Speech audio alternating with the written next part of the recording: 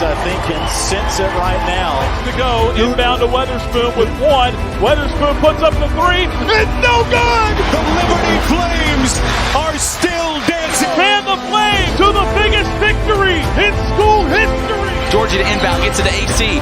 Deep three, pull up. He banked it in! He banked it in! Shot at the buzzer. Good! It's good! It's good! It's Woodward! Larry Blair, reverse layup, up and in, and he's fouled. Man, you talk about degree of difficulty. With two, Georgie at the buzzer. Got it! He got it! Darius McGee, a game for the ages. And Liberty wins 4 games in the Big South Tournament to take home the 2013 crown. Look at Bio Baxter now. 25 for Colin Porter. Holmesley, splash! Shiloh Robinson with an effort play. And Liberty keeps on coming. A huge basket by Kyle Rode. Got it! Pacheco with the 3. Liberty, put your dancing shoes on.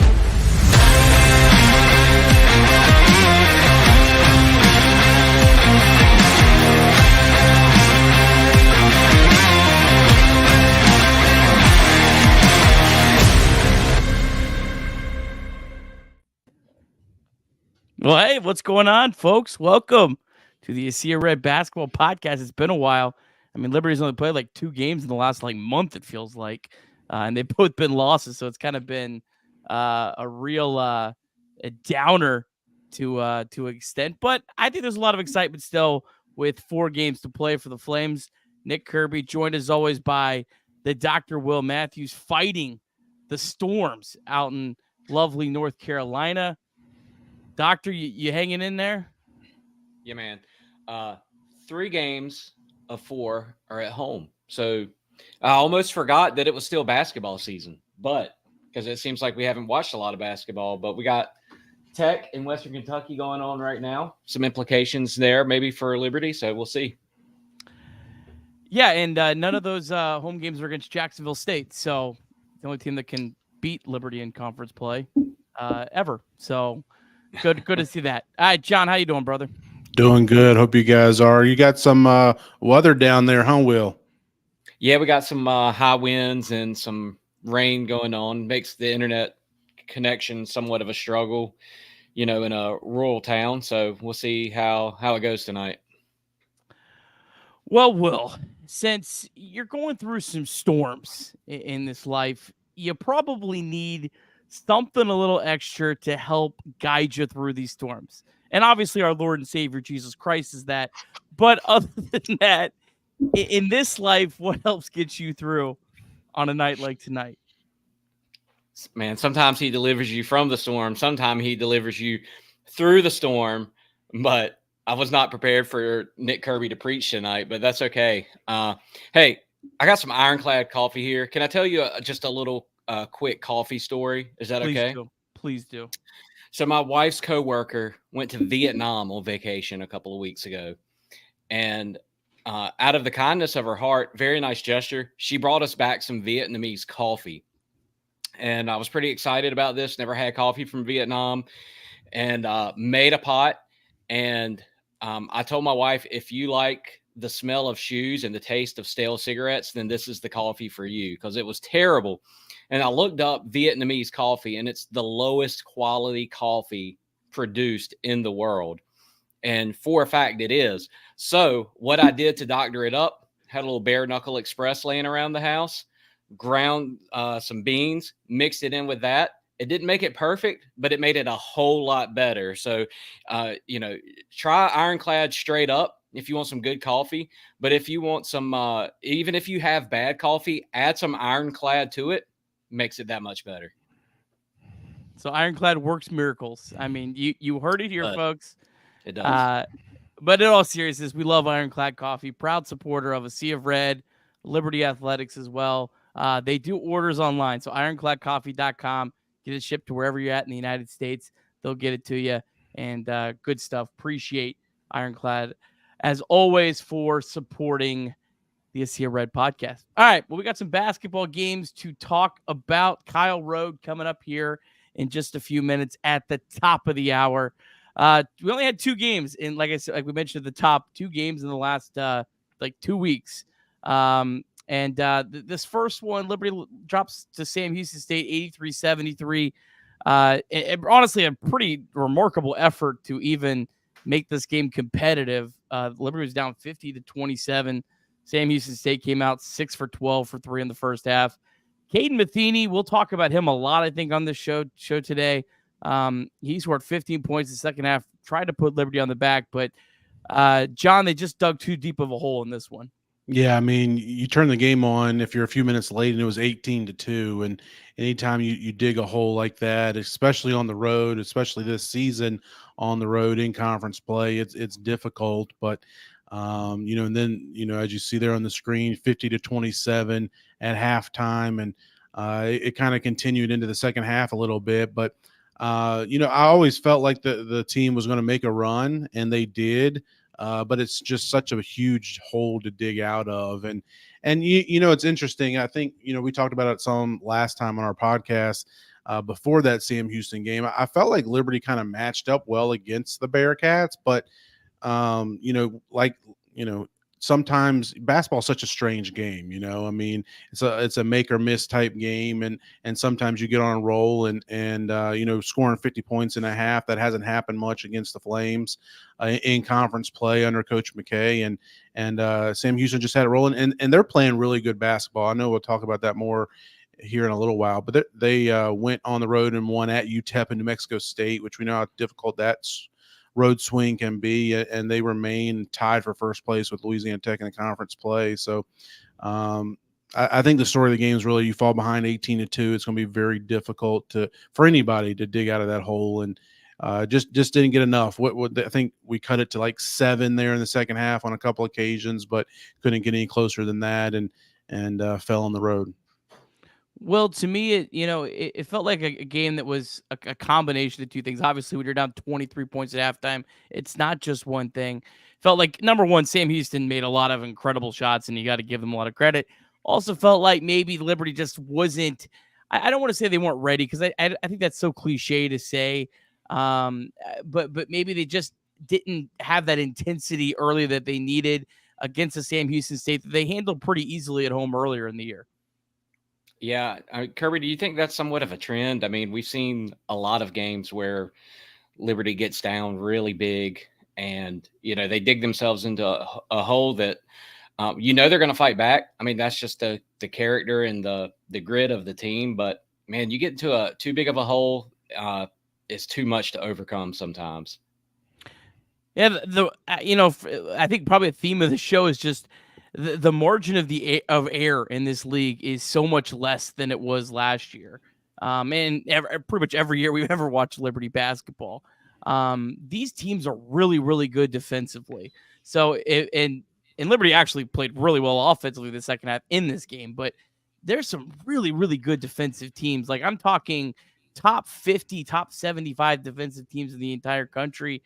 And if you don't bring it on the defensive end yourself, it's harder to score points than it was in the past. And I think that's just kind of what happened in this one. All right, let's get to the other one. We'll talk a little bit more maybe about these games, maybe not. I don't know if I really want to talk more about them. I kind of want to focus on what's still to come, because there's still a lot to play for here. This one was a lot more disappointing to me, fellas, than the Sam Houston. FIU, and I will talk about them a little bit later, they are playing decent basketball. A site that I love, Shot Quality, actually likes them way more than just about any other metric. So I don't know. Caden Matheny was great again in this one. And this one felt like the game that Liberty trailed, but I just always felt like they were going to pull it out at the end, and it just never happened, John. Yeah, no, I agree with that, Nick. And the team, even in the first half, it was kind of, you're just fighting through it like a slugfest a little bit. And, just a tough game to kind of watch.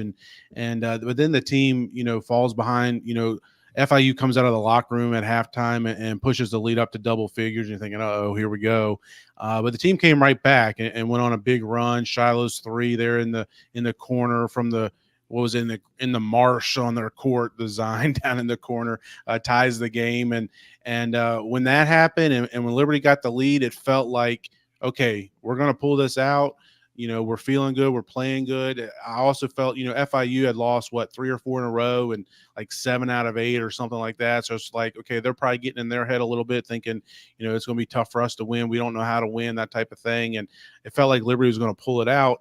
And unfortunately that didn't happen. And, I think there was a few minutes there of a cold spell from the offense, unable to stay consistent down the stretch. And like you were talking about, Nick, is the margin of error is so slim in this league, and it doesn't matter if you're playing, the first place team, like we were just talking about Sam Houston, or the team who was in last place in FIU.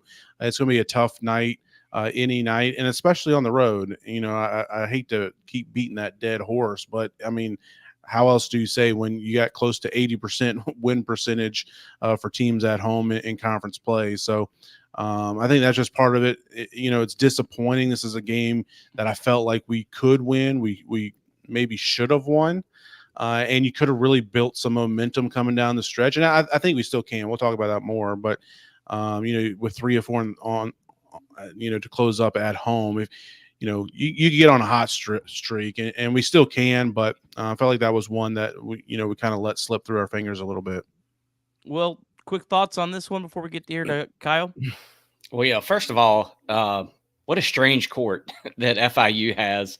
That strip of beach at the top. I don't know how y'all felt about that. And I like some of these like unique court designs, but that one, it confused me because it looked like the court was like cut off like a quarter of the way down. It was just weird to watch.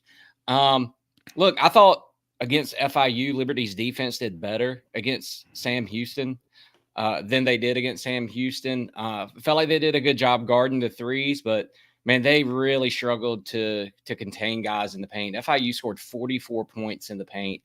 And some of that, I guess, is just the height advantage. I don't know enough about the pack line to, see really like defensively where they're not executing, but you've got it highlighted here. You had it highlighted against Sam Houston. Caden Matheny, he's just the MVP of this team. I mean, but, unlike the ASUN, where you could have one really good player carry the team when you need some wins, I mean, you need more than 1 or 2 contributors in Conference USA. Talked about how good of a defensive conference it is, and nobody has really stepped up, I don't think, to augment that. I don't know that, you've got different guys on different nights. Kyle Rode 18 points here. Porter had 10 points, but you don't really have that one consistent guy. You've just got different guys kind of rotating in and out. And so, I feel like somebody, if we're going to end conference play on a hot streak, somebody else is going to have to reach up and grab that brass ring to help Matheny out with that. All right. We'll talk a lot more about Caden Matheny a little later on in the show. And I got a lot of positives about what's still to come, but we're going to have a quick word from Experience Leesburg, and we'll be right back with Kyle Rode. It's real Florida. It's old Florida, and it's close to all of the Central Florida attractions. Crystal clear natural springs in one of the largest chain of lakes. The beautiful lakefront city of Leesburg offers the best in outdoor adventures, fishing, and quaint shops and restaurants on historic downtown Main Street. Come visit and see how welcoming a hometown city feels. Experience Leesburg, the way Florida is meant to be.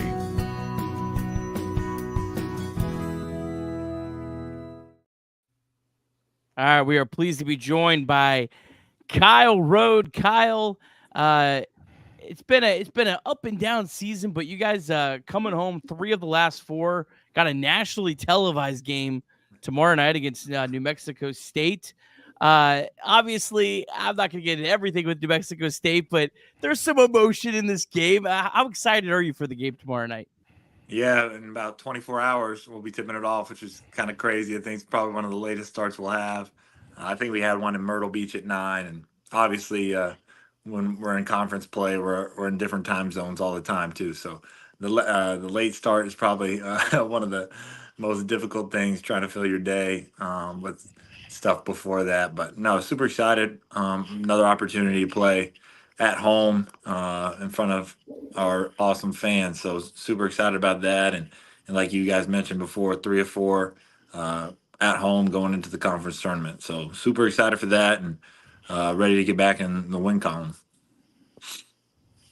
Kyle, I got a question for you. You talked about being in different time zones and things like that.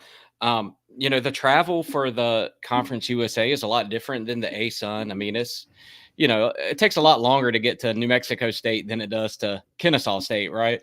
How much of effect do you think that has on just the whole team, all the traveling, so far away, and how do you see that kind of being a little bit more consistent, as we go into next season with the group of guys that are still going to be there? Yeah, our athletic department does an unbelievable job making sure we get there as quick, as easy, and as comfortable as possible. So we really can't complain from that standpoint. They get us there the best we can, and Chelsea make sure everything's run so smoothly. So, but it is different. Like we were talking about it last time. Like there's one team in our conference that's in the Eastern time zone. So you're switching time zones a bunch, and when you have later games on Saturday, it's nice because you get to watch all the rest of the games kind of on the TV and whatever. There's games starting at 10 or 11 a.m. So that's kind of nice. But I've always been an East Coast guy, so I've never really experienced that. But our team has really done a good job with it, I think. And like you said, it's a tough league to win on the road. So whatever advantages we have, I feel like our athletic department tries to give us every advantage with how we travel. So. But it's definitely different. Kyle, you mentioned having 3 of the last 4 here at home, and these will likely be the last 3 games, depending on what happens postseason play that you play at Liberty Arena and play in Lynchburg. It seems like it wasn't that long ago. You were, still at Lexington Christian Academy and being recruited by Coach McKay and staff and signing to come here and, highest rated recruit in school history and all that stuff. Have you had a chance to kind of reminisce on, these past 5-6 years as, 5 years playing and a little bit longer since you were being recruited by Liberty?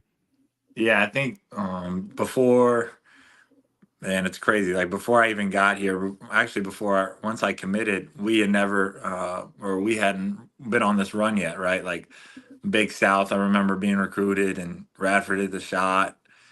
Committed a few months after that, but we hadn't won an ASUN tournament yet, and I actually got to go to Lipscomb when they won the first one as a recruit, and got to be in the locker room with them before the game a little bit, and just being around some of those guys. Like that's what I remember the most: the moments, the games, the people, and there's just so many that I could list that you're just so grateful that you gotta be here for so long. That's probably the best thing about COVID was getting an extra year here in Lynchburg. So, but yeah, 100%. I think I'll appreciate it even more once it's over. But throughout my time, I've had opportunities definitely to reminisce.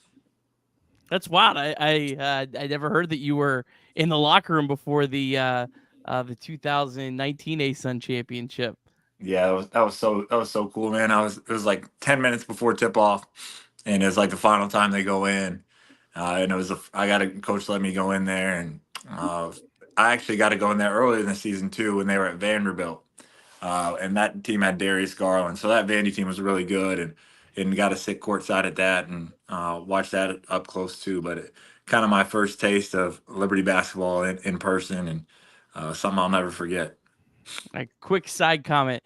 I stand by this. I think the win at Lipscomb was more impressive than the win over Mississippi State, just because it was on the road in a hostile environment. I stand by that. All right, Kyle. So I guess the big question is, what makes it so difficult on the road this year? It's not like you guys have gotten blown out in these games. I don't think you've lost a game all year by all conference play by more than 10 points, but 5-1 at home, 1-6 on the road. Is it just like we were talking earlier? Just the margin of error is so slim that you have to play almost a perfect game to get wins on the road? Yeah, I think there's so many different aspects that go into. I mean, we could look at each individual game, right, and break it down on what happened here, how'd this go. But like you said, like we feel like we're a few possessions away each game, and maybe not even a few, maybe just one each game, that where a shot goes different or an outcome goes different. We're probably feeling a lot different about our team right now from an outside perspective, but I think we've done an unbelievable job of fighting for that belief internally and keeping that perspective, but also knowing some of it has to do with what we're doing and those lapses, or you can't get down 18-2 on the road against a good Sam Houston team, or you can't whatever the case may be on an individual game. It's just like we feel like the stuff we can control, we want to get better at that, and know sometimes that they're gonna hit shots. You're gonna play great defense, but at the same time, the stuff that we can control, we're really been focused on, and excited to show that moving forward. Speaking of hitting shots, this day in Kyle Road history, 2020, February the 27th, you guys played Kennesaw State. Kyle Road, coming off the bench, had 7 points.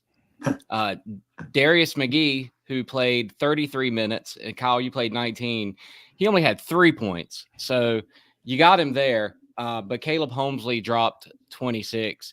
Hey, that was that 2020 team obviously was like a very special team, and we'll never know what could have happened, but you guys were just so consistent all year, like on the defensive end and just the way you guys shot. And what is it about going into tournament time here that you look forward the most? Is it the opportunity, kind of like your last run with the team, or is it like, hey, we want to put our dancing shoes on and we're going to give it all our all? What are you looking forward to most about this, end of season going into tournament time?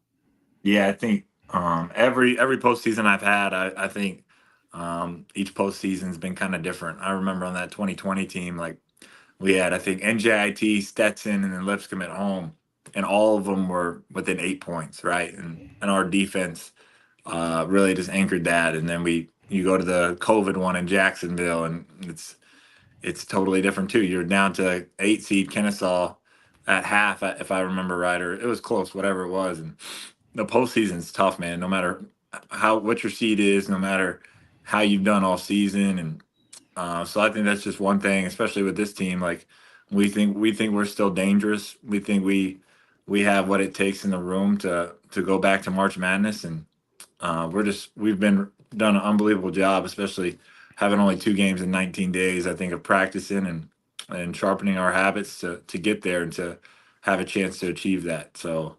I'm excited because it's my last one, yeah. But also just with every team, you want to go out right, and I feel like with this team, I really want to go out on the right note. Yeah, I mean, I definitely think that this team has the ability to put it together. We saw what happened back in Myrtle Beach. Seems like a long time ago, but you guys were playing really good basketball then and won 3 straight and won that tournament. And I know it's different than a conference tournament, but I definitely think you guys have the ability to put together 3 good performances in a neutral court. But looking at, we were talking about Caden Matheny there a little bit. A big addition for you guys this year, and a guy who's led the team in scoring a lot of nights. I think he's second on the team for the season, behind yourself in scoring on the year. But what has he meant to this team and this program for this past season? I mean, you could say so many things about Caden Matheny. I think he's one of the toughest players I've played with. I think he's one of the most selfless. It's so crazy how good he is and explosive he is with the ball.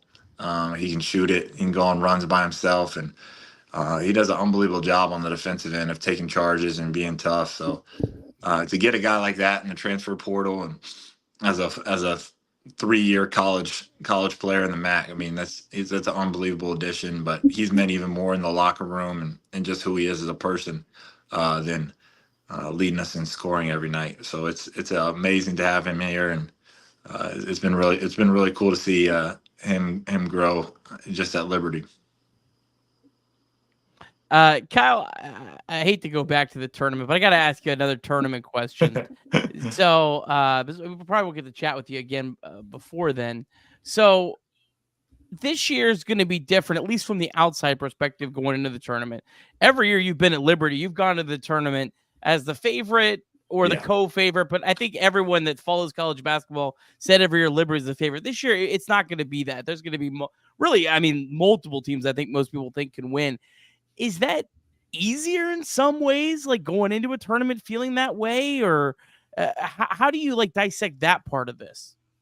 Yeah, I think this year's just so unique because even in years prior, like Coach McKay did an unbelievable job of blocking out outside noise, and we always had groups that you never felt like scared to lose. You never had that going into the tournament, right? Which for some 1 seeds, that's a lot to handle. And so I never really felt that in like a Liberty career, but also it's like you said, it's going to be different. And I think this team really feels hungry and has not, maybe not something to prove, but just feels like we want to show and end this season on a high note and really put our best basketball together in March. That's what we say every year is if you can be trending in that direction and playing your best basketball in March, control what you can control and let the outcome happen.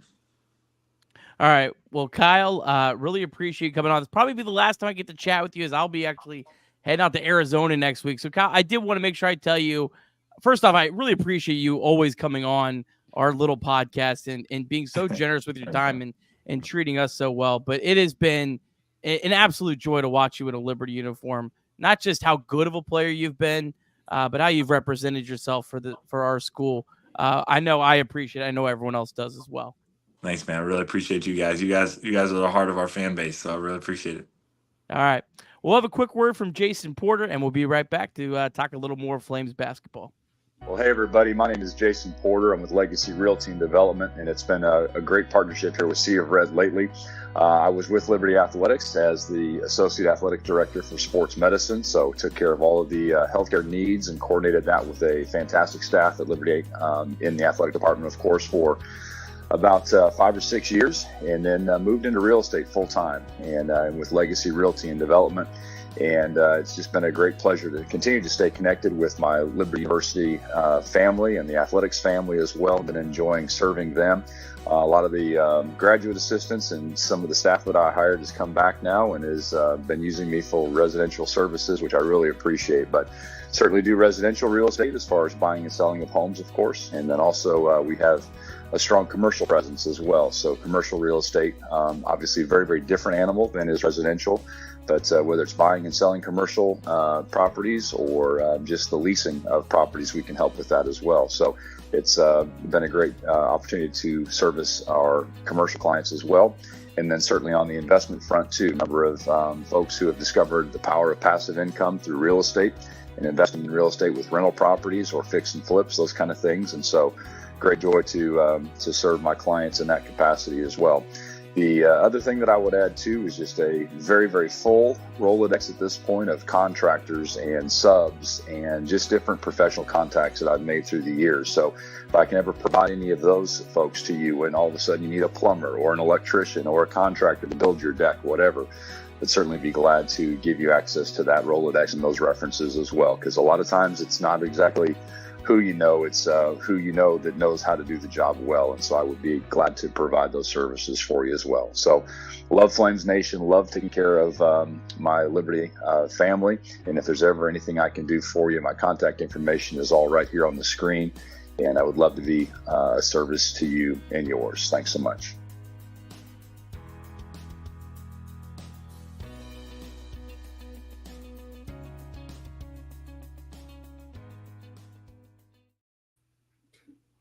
All right. Well, appreciate Jason Porter Real Estate for supporting a Sea of Red.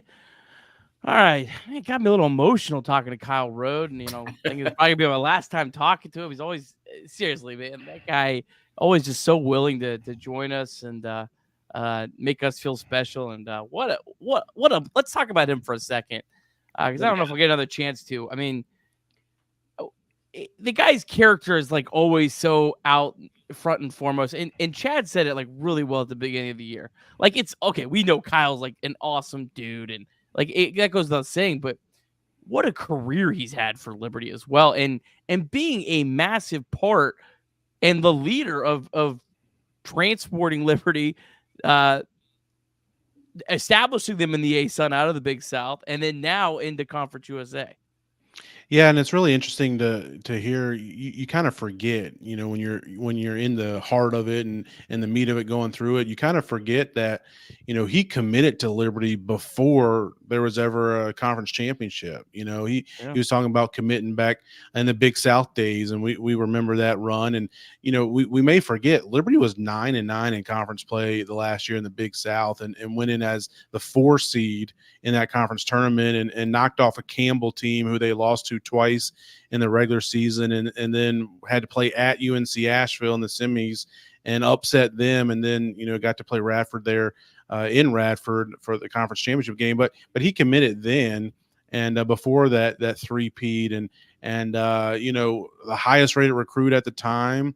I think he's still like the second or third highest rated recruit in school history, and it really goes to show, we can talk about, the type of person he is, the character he has, the leadership qualities he has, and all rightfully so. He deserves that, and he's earned that, and that's the type of person he is, and kind of really embodies the type of player that Coach McKay wants to lead his program. But I think he's really, and I've said this before, I think he's one of the most underrated Liberty basketball players of all time. And he kind of, I think part of it is due to his teammates. I mean, he came in with Caleb Holmesley leading the way, and Scotty James and those other guys. And then Darius kind of was the next guy to, anytime you play under the GOAT or with the GOAT, which Darius, in my opinion, is, it's, you're going to get overshadowed a little bit, but Kyle's come to work every day. And when we look back on his career and in the stat books and all those sort of things,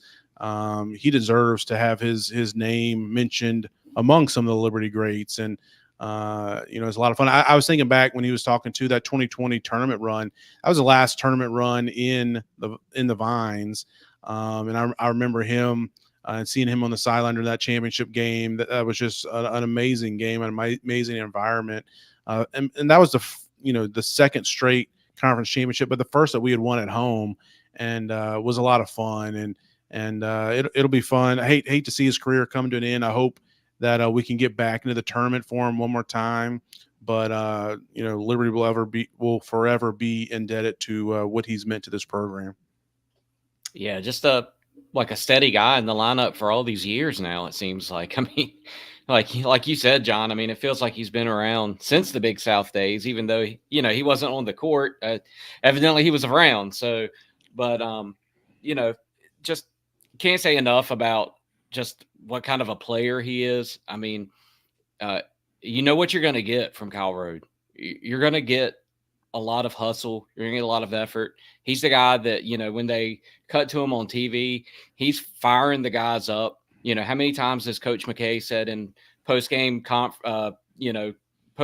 events and radio interviews that, Kyle Rode is like a coach on the staff. I don't know what Kyle's future holds as far as like how he sticks around the game of basketball, but he's kind of one of the guys you would like to see still at Liberty, in 15, 20 years down the road, taking over a program, or something like that, or having his hand still in it. So, I mean, I think, love to still see him stick around. And as far as his character, I mean, he's the guy that Liberty's a different program, right? So he's the kind of guy that you want to be the face of your program. Even like just on a personal note, you guys are dads of girls, like, I dread the day that my daughter brings home a guy, but you want it to be a guy like Kyle Rode. I know that sounds weird, but like, that speaks to his character of who he is. So, yeah. And you were talking about it. He, I hope, I'm just thinking about this, first year in Conference USA, and he's kind of, helped shepherd the team, as you were talking about, Nick, into this era. And I hope this year, regardless of what happens, I mean, I hope we win these last 4 games in the regular season, and we'll talk about it more in a second. And I hope we, win those 3 games in Huntsville and make the NCAA tournament. That'll change the narrative real quickly. But regardless of what happens, I hope that this season doesn't, put any type of stain or tarnish any bit of his legacy, because that would be unfair to him. That'd be unfair to this team, because of what he's done on the court. And, he's been a joy to watch, a joy to watch from afar, a joy to watch up close. And it's been a lot of fun to watch the journey that he's gone through. And I don't know what his plans are after he gets done here in a few weeks here at Liberty, but he can certainly play for money, play basketball for money if he wants to, and could do it for a long time, I imagine, too. Yeah. Kyle's playing pretty well. I know we talked about Cade Matheny, but Kyle had 18 against Louisiana Tech. He had 15 against Sam Houston, 18 against FIU. shooting the three ball a lot better. He's just been kind of streaky this season. But I mean, this is a guy that dropped 31 points against Wichita State, made 7 threes in that game. So like while we, Caden Matheny is clearly like an explosive player, Kyle's going to get a little bit more open threes. And if Kyle gets hot, he's the kind of player that can carry you in a Conference USA type tournament. And man, that would be pretty awesome to see. But we'll see how it all plays out. I know Liberty's 5-7 in Conference USA. I know that's a little sad, but I would be shocked if they roll off 4 in a row, or at least go 3-1 and get back to 500. And one thing to remember, I mean, we talk about like making a leap to Conference USA. Liberty tries to make this leap 6 or 7 years ago. They probably get buried in this league. It's a lot different than a 5-7, and so many of those games were single possession or a couple possession losses. But let's look at Conference USA right now. Louisiana Tech up 62-53 on Western Kentucky, which is really good because that's going to really help me with one of my points later. So appreciate Louisiana Tech helping me with that.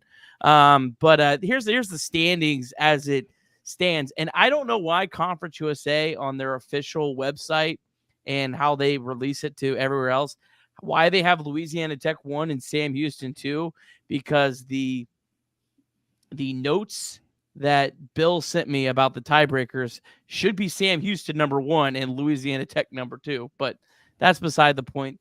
Here's where things stand. There's not a whole lot really to talk about with the standings, but look at the last 4 games here, fellas. Look, 3 games at home. Zach, our guy Zach, tweeted it out earlier. New Mexico State and UTEP haven't won a road game on Conference USA all year. I really wish you would have played Middle Tennessee on the road back in January as opposed to now, because they're playing pretty good basketball right now. But to me, the one game that's going to really determine how good I feel going into this tournament is how does Liberty play against Western Kentucky at home on March 9th. I expect they're going to take care of business against New Mexico State. I'm going to go ahead and predict it. I think Liberty wins by 25 tomorrow night. I think they'll take care of business against UTEP at home. Middle Tennessee, I think that's going to be a toss-up, but it's not really going to determine how I feel about going to the tournament. But Western Kentucky in your home arena, Kyle Road night, I think it's afternoon game actually, which is weird. But that's the game to me, fellas, that's going to determine how I really feel going into this tournament.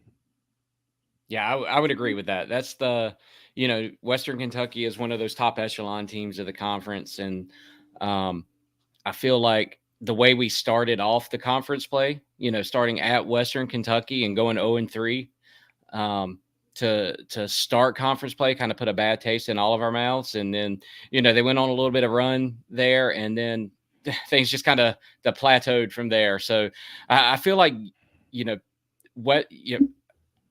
Middle Tennessee, whatever happens. I mean, it's an away game, no high expectations there. As you said, Middle Tennessee is playing a little bit better. But you get that Western Kentucky game, I feel like you start building a little confidence going into the tournament. Yeah, I agree with you guys. I really think these 2 games this week are critical too. I mean, it feels like you really need to win them both.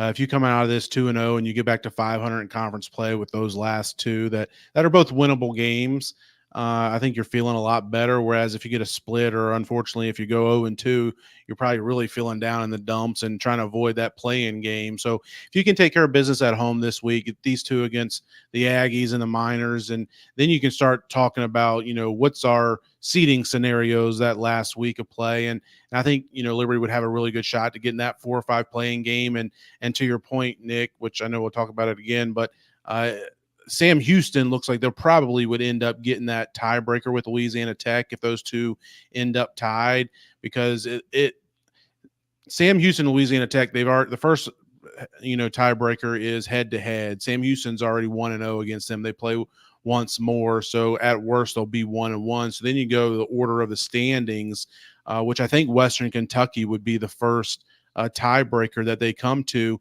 Sam Houston's 2-0 against WKU. La Tech, even if they win tonight, they're 1-1. So I think if there's a tie there, Sam Houston's going to get the 1. I think if Liberty can get that 4 or 5, it'll probably be against a Jack State, if I had to guess, which we don't want to see. I get that, but that wouldn't be a terrible draw. Obviously Jack State would be a tough game, but if you have La Tech and Western Kentucky on the other side of the bracket, and if you can somehow get by Jack State in that quarterfinal, then you have, Sam Houston against the winner of, the 8-9 game in the semis. I don't hate that draw, to be honest with you.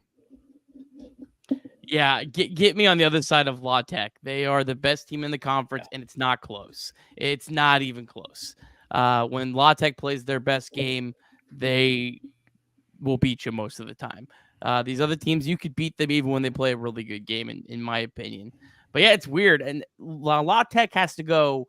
La Tech hosts Sam Houston. So if La Tech has the upper hand in that regard, but if they drop another game and Sam Houston makes it back up, then yeah, like you said, I was looking at those scenarios too, John. And yeah, I mean, Western Kentucky's pretty much locked into the number 3 seed, barring something crazy happening. So yeah, it's going to be weird. Like if we go to that last game of the year, like I'm talking about Western Kentucky, about this big game, I might honestly be like, please just lose this game so we fall down to the 6 if La Tech's locked into the 1. Because I'm telling you, being on the other side of La Tech is the tournament, in my opinion. Yeah, I mean, I agree with that. Yeah, I agree too. I think, I would really not want to play Western in that 3-6 game either, though. They scare me. I don't know why I feel that way, but yeah, 100%. I do not want to be on La Tech side of the bracket, but I also don't want to play WKU in that first round matchup either. Yeah, I would agree with that too, John. I'm agreeing with everything that's being said, but it depends on what happens with that Western Kentucky game, into the season. And if you drop down to that, or, fall into that 6 seed, and let's say you beat Western Kentucky by 20 at home, you don't want to play them first round. Yeah. So. Yeah, I didn't even think about there's a legitimate possibility these two teams could play back-to-back games. Back-to-back games, yeah. Yeah, that's that would be a weird scenario too. I would it would be funny is how Richie would play that, because I could almost see him doing something with that, like it'd be hard to sit Kyle Rote on his night though, but he just like bitches everyone. Knowing I'm playing them again, I'm not giving them anything. If Liberty was legitimate, like they're locked to the 6, it doesn't matter what they play. They're playing Western Kentucky. It'd be funny how both of those teams would kind of play that game. So yeah. Fun problems to have. All right, let's take a look at kind of where things stand. And I put up the KenPom rankings, and Liberty's still the second best team in this conference according to KenPom.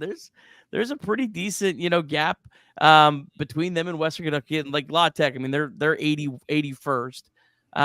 Western has had a great year. Sam Houston's had a great year. Jack State has had a great year. And I think KenPom's pretty right on. I do think there's a separation there, but it doesn't seem like there's any separation at all, though, when you go on the road. I broke this up. So Liberty is 4-1 at home. They're 1-6 on the road. But Torvik, which is very similar to KenPom, allows you to actually look at like the rankings in conference home games versus conference road games. Conference home games, Liberty is ranked 109th in the country. Conference road games are 237th. So it's not all just, they lost some close games. They've been a completely different team according to the metrics. But I don't know how this translates to neutral, though. That's the big question to me. Yeah, yes, I don't know either. I don't really have an opinion on this. I look at KenPom and, there's so many factors that go into it. And I look at Liberty sitting at 119, and I'm like, I don't know if I buy that they're the 119th best team, in the country. But hey, KenPom is smarter than I am, and Nick, you know how to break it down a lot better than I do.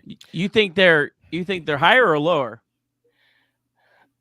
I mean, well, I think there's probably, a very little difference between, in reality, between 119 and 143. So I would, there's probably there's probably a lot of teams that are very similar in that. I would probably put them on the lower end of that, but I don't know. a few weeks ago. I think the last home game was that against Louisiana Tech. Is that correct? Yeah. It feels like it's been a month ago. But when I walked out of that arena, Liberty Arena, that night, and we were coming off that win over La Tech, I texted Chad and I said, and of course I was feeling good at that moment, right? But I texted him. I said, Liberty, Louisiana Tech, or Western Kentucky, one of those three is going to be cutting down nets in Huntsville. I still kind of feel that way. They're still the top 3 ranked teams in Ken Palm. I believe they're still the top 3 ranked in net as well. Sam Houston has taken a big jump in both rankings and both metrics here the last week or two, but with their road wins. But I still think Liberty has the potential to do that. And like you guys were saying, I don't know. That's the biggest question to me, is how the home road splits are so different for Liberty, and they are for some of the other teams in the league too. But I feel like Liberty is the one team that has such a different, home road split, that they're the one team that still has that ability to go on a run in Huntsville and to win the tournament. But how does it translate to neutral site? And that's something we probably won't find out until you get there and throw the ball up and play. And we know Liberty can play well on a neutral site because we've seen it earlier this year. But again, like I was saying earlier, playing against, the Myrtle Beach Invitational in November is much different than playing Conference USA tournament in March. But it'll be interesting to see. I do think Liberty has that potential to win those 3 games. And I think we'll give up a lot of wins in the regular season if we can get those 3 here in a couple weeks. That's a good point, John. And also, earlier in the year, you had a fully healthy Liberty squad. You didn't have Van Zandt with a separated shoulder. You didn't have Shiloh wearing a face mask. McKay said on the basketball show, which I guess was Monday or Tuesday, but it came out this morning, that they had 2 guys in a boot. He didn't say who. I don't know, John, if you have any insight in that. So, you had a fully healthy team on a neutral court. So, hopefully, with kind of the way these last few games have been spread out, hopefully we get some more health going into the rotation. Yeah, I agree with John about the La Tech, Liberty, Western Kentucky. The only thing I would say is Sam Houston may have, the way they played themselves into this bracket, they may play themselves into a very favorable draw to the championship, which I don't think they're one of the 3 best teams, but they just may, by the sheer luck of the draw, and not luck of the draw, they earned their spot, but they may get a pretty favorable matchup all the way through. And you get to the championship, anything can happen. So. I've been sleeping on Sam Houston all season, and they may make me eat my words, but personally, I just don't think they're as good as those three other teams. I mean, they've earned it. Yeah. I mean, what are they, 10-3 in conference play? So they've gotten the job done. They've been able to win away from home, unlike Liberty. But I don't know. La Tech is clear front runner, and like you said, I agree with that. And Western Kentucky is just they're a different team. That they're a team that scares me, and I still think Liberty has that in them. Doesn't mean they will, but I think they have that potential. So we'll see. Of course, we'll probably play Sam Houston and lose in the first round, but hey, that's the way it goes. how you say you've been sleeping on Sam Houston, and how you feel about them is how I felt about Kennesaw last year. Even going into that championship game on the road, I was fairly confident Liberty was going to win that game, and it didn't happen. And Kennesaw was just better than, at least what I thought that they were, and kind of slept on. They were good, but I thought Liberty was just, with the experience and with Darius, I just thought they were much better. So anything can happen. But I'm glad that we're not going to, if it comes down to Liberty and Western Kentucky, I'm glad that's not going to be played at Western Kentucky. Yeah, that's exactly right. And not to belabor the point about last year in Kennesaw State, but you guys seen what Coach Abdur Rahim is doing with USF? Yeah. I mean, didn't they just clinch the regular season title in the AAC in his first year there? In a league that has Florida Atlantic. That's crazy. Yeah. And he's got a few of those Kennesaw players with him down there in Tampa too. Well, at least they won last year. All All right, so I wanted to bring up the shot quality because everyone knows I love shot quality, something I'm really invested in. I fully expected that Sam Houston was going to be the team that was the lucky team. But you know who it is? It's Western Kentucky, which is why I said it's good for my point when they're down pretty decent to La Tech at home. So shot quality says Liberty's the best team in the conference. I don't know if I completely buy that, but I do think that the gap between Liberty and the top is slimmer than I think it feels. Hey, Nick, for those of us that aren't the super duper nerds, break down what we're looking at here. All right, so the one on the left, the adjusted SQ, that's basically like the ranking. So Liberty, it's kind of hard to read. It's even hard for me to read, but Liberty's 94th. That's what they say Liberty should be. They have Louisiana Tech at 105. They have Sam Houston at 156, and then it drops down. Like Western Kentucky's like 193rd. But what shot quality is, basically it measures the quality of the shot, which is, kind of goes with the name.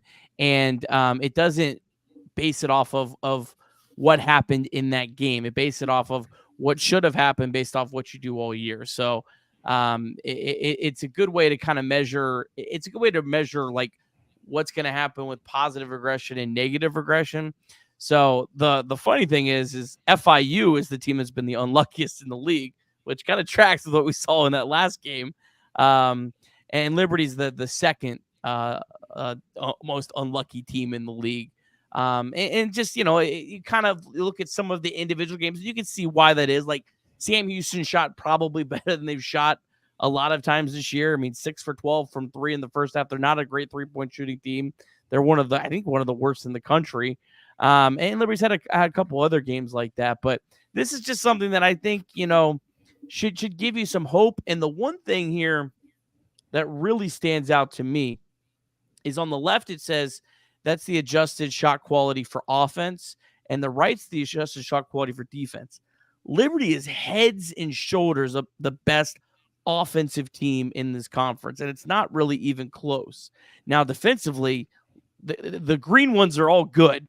This whole league is really, really, really good defensively.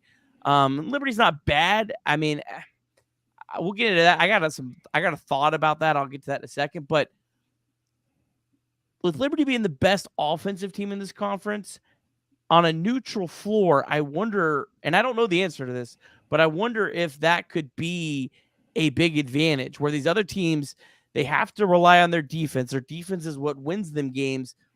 Can Liberty, not having that home court, can their offense kind of help them get through this tournament? I don't know the answer to that.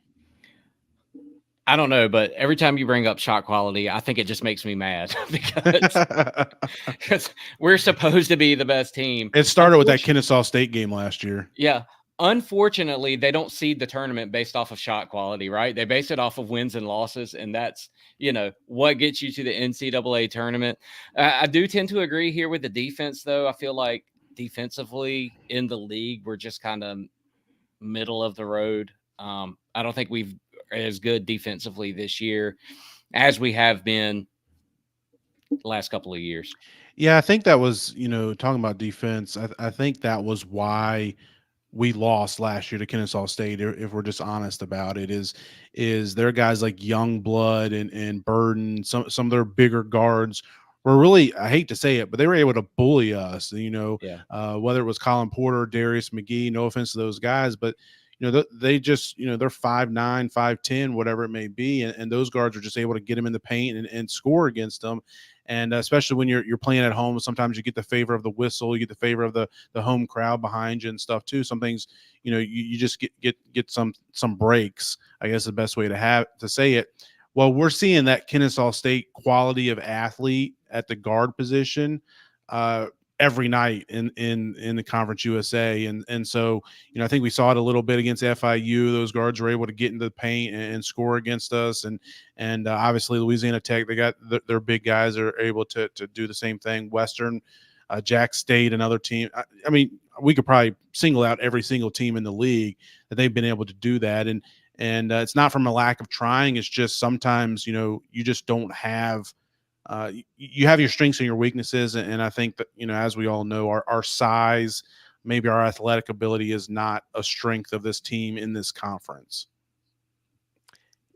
Yeah, I would agree with that, John. I would say I think we lost last year. Was Darius was 0 for 11 from 3.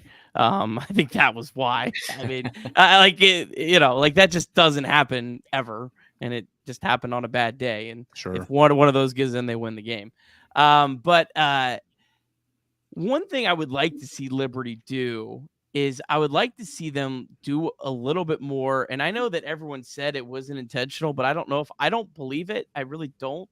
I think that it was a lot more intentionality in the deflections they got against Louisiana Tech when they played them and forced a lot of turnovers. I think this Liberty team needs to be a little bit more aggressive defensively to make it for size, because they have a lot of guys like Matheny and Porter and Van Zandt and even Kyle Rowe. They can be pesky. They can create some turnovers.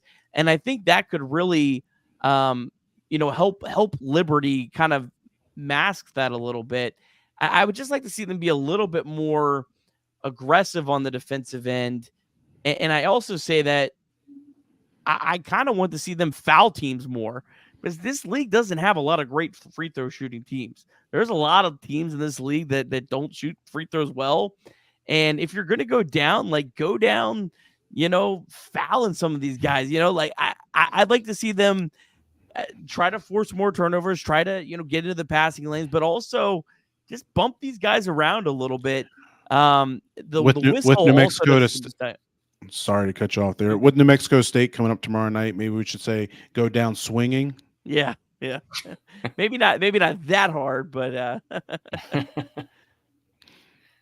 I would like to see a little chip on the shoulder against New Mexico State just because of all of that. I mean, John, you were in the arena, I'm sure, during that game. So, I'm sorry, that was not the road State. game. Yeah, yeah. Make the trip to New Mexico. Yeah, that's right. So, the one thing that stuck out to me the most about that game, and we didn't really mention it here on this podcast after that happened, was that it seemed like nobody came to Shiloh's defense. So, I mean, he just kind of laid there for a while and nobody ever really did anything. I'd like to see a little, except for Richie. I mean, he was livid, but none of the players did. So I'd like to see a little chip on their shoulder against New Mexico State. I know Carpenter's not playing in the game or whatever, but still like to see some, maybe a different type of Liberty energy in this game. Yeah, I think it's interesting. And I've had several conversations, off the record about that point exactly, Will. And I'm not sure where I stand, to be honest with you. I think, I do know that, people in and around the program, they like the fact that nobody responded differently than they did, because that's the type of team culture that they've built. But at the same time, I remember, of course, I'm nowhere near the athlete any of these guys are, but playing in high school, playing basketball in high school, I would get mad if somebody I felt like was, giving an elbow in my side a little bit. Like, I'd get up in somebody's face. And again, I don't think that necessarily tarnished my, witness or anything like that. So I think there's a good balance that you can toe between crossing that line, but also, standing up for your teammate and a guy that just got sucker punched. But I did, go back and watch that replay. I'm sure we all did several times. There was a lot of the guys on the floor seemed like they had their back to the play. Like, I know Zach Cleveland did. I don't think Zach even saw what happened. He just turned around and saw Zach Lynn on the floor, or Shiloh Lynn on the ground, and the whistle blowing, and he didn't see what really happened. I think a couple of the other players were the same way. So I think that probably played into it a little bit too. But Anthony Smith was one. I respect him. He was one of my favorite Liberty basketball players of all time. He was a lot of fun to watch, but he was one that said, anybody did that to me and one of my teammates, I'd be the first. You'd have to drag me off the court. Or, he tweeted something about, I don't remember exactly what he said, but something to that effect. So it's an interesting conversation, but I don't really know where I stand. Yeah, let me be clear. I'm not suggesting that Liberty should come out and play dirty. Sure. No. And I think we get what you're saying. Sure. Yeah, bouncing guys around, but I mean, just a little bit more physicality. I think just a different type of energy. I understand the program as a whole, or the university or the athletics administration, appreciating, that Liberty did not come out with any kind of retaliation or start a fight or anything like that.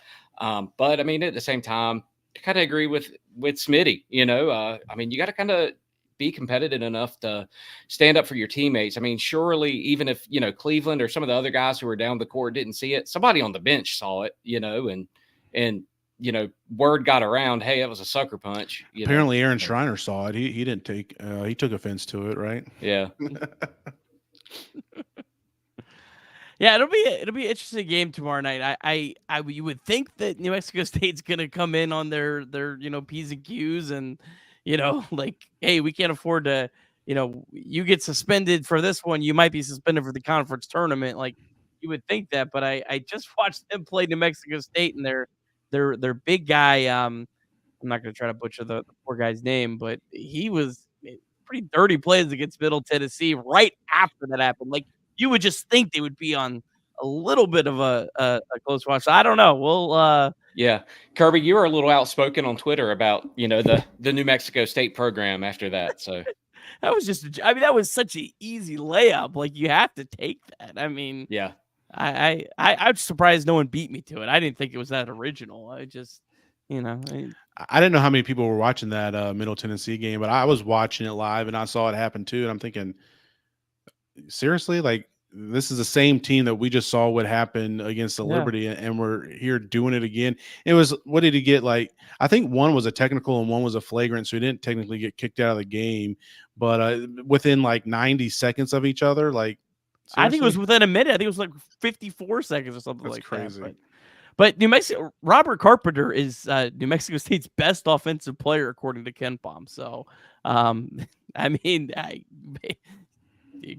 tough scene. You have to play without him tomorrow. So I don't know. It would be nice to really see Liberty just, kick the crap out of him tomorrow. Well, they've really been struggling since that game too. Yeah. I don't think they've won since. Nope.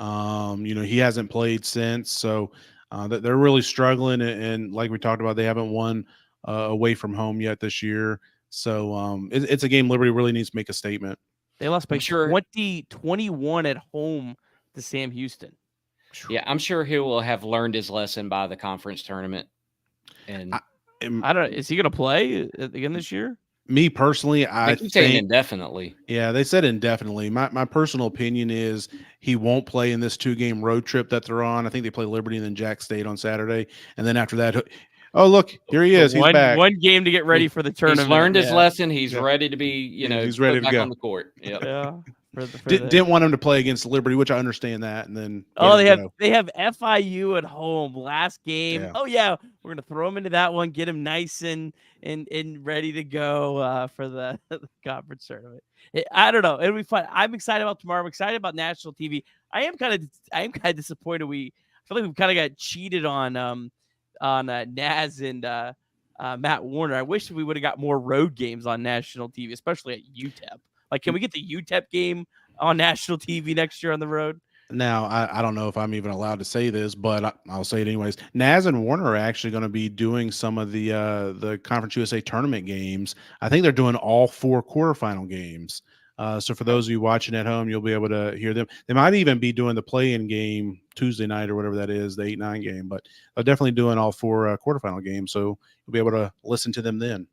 Well, hey, that's big league Conference USA. Sure beats old ASON bringing out the growler back in 2020.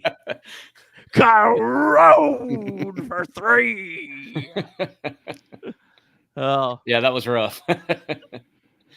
Could have just had Warner go down, but or the guy or getting the guy that was calling Caden Metheny or whatever he was saying. They pronounce his name 3 different ways in one broadcast. I'm like, it's not that difficult of a name to pronounce. Come on now. Yeah, it's a shame New Mexico State probably had the best actual road broadcast all year, and that just happened to be that game. But all right, fellas, any final thoughts? I'm excited for this game tomorrow. I'm excited for the rest of the season, and it's a new season after these last 4. I mean, it's a completely new season, and everything really is wiped away at that point, and we'll see what happens in the tournament.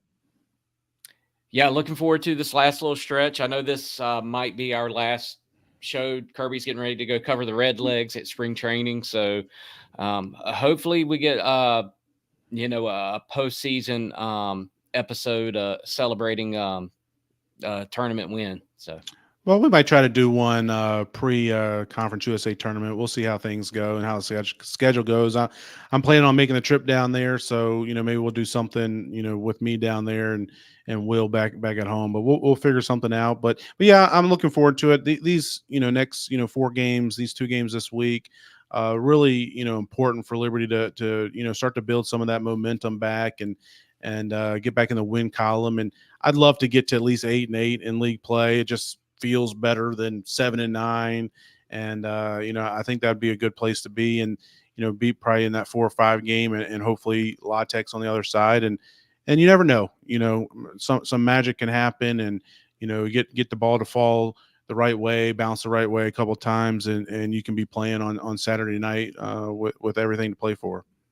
Yeah, and look, if I could add to that, Kirby, I think there's every reason to be optimistic going into the tournament. I mean, I know, a lot of the fan base, this is something different for us, and, not being, the number 1 seed going into the tournament, but we're not in the basement of the conference. I think there's a lot of reason to be optimistic going into this last home stretch and going into the tournament. And so I think we should be looking forward to it, not kind of dreading it.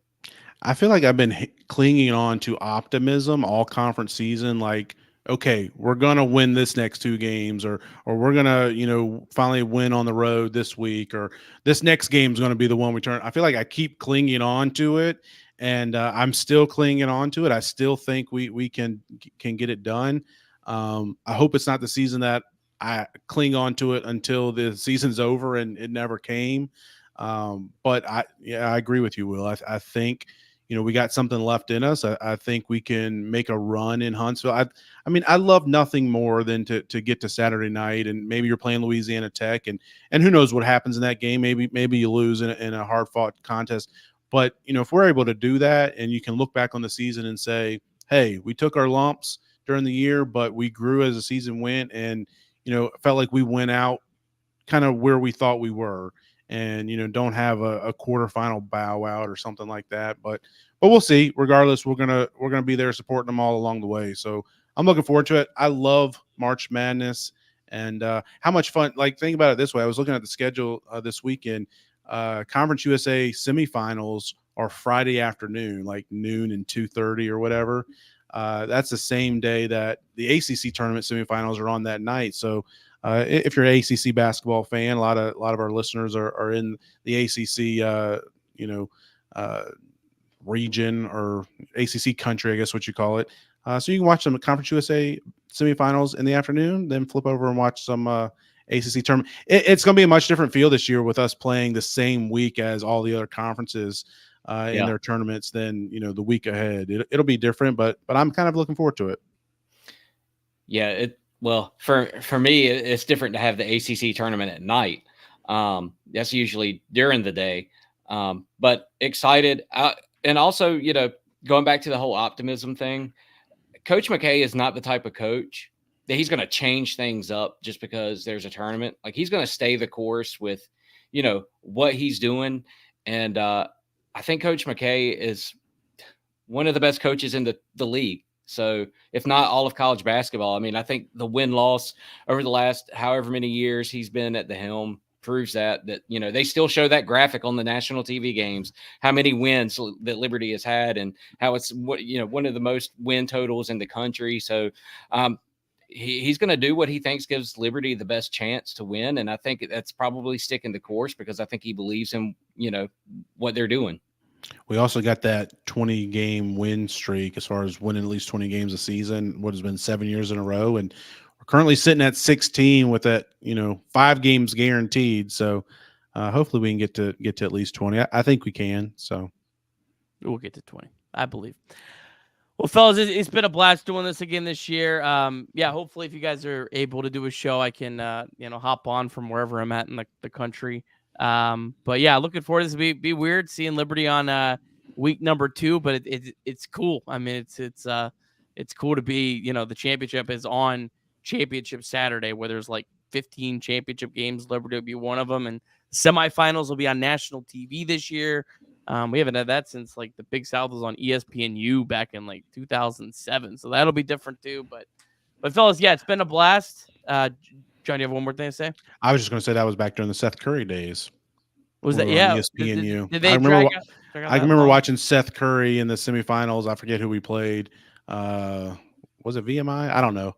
I don't remember. But Seth Curry was on Garner Webb. ESPNU. I remember watching a semifinal game in Thomas Road Baptist Church on ESPNU. I never did that. Against Kenny George, 7 foot. It was ugly. Oh, yeah. It was not pretty. Yeah. That was one of my memories as a mascot was playing UNC Asheville and bringing out a tape measurer when we played UNC Asheville for Kenny George. So, dude, seeing Nick McDevitt on that sideline for Middle Tennessee brings back some bad memories because he absolutely owned us for most of his time at UNCA. It was a rough run there for several years. They had some good teams and always seemed to have our number. Yeah. Well, we'll see. I'm excited, fellas. Appreciate you as always. Thanks to ASIA Red Partners, Jason Porter Real Estate, Experience, Leesburg, and of course, Ironclad Coffee. Have a great week, everyone. And as always, go Flames.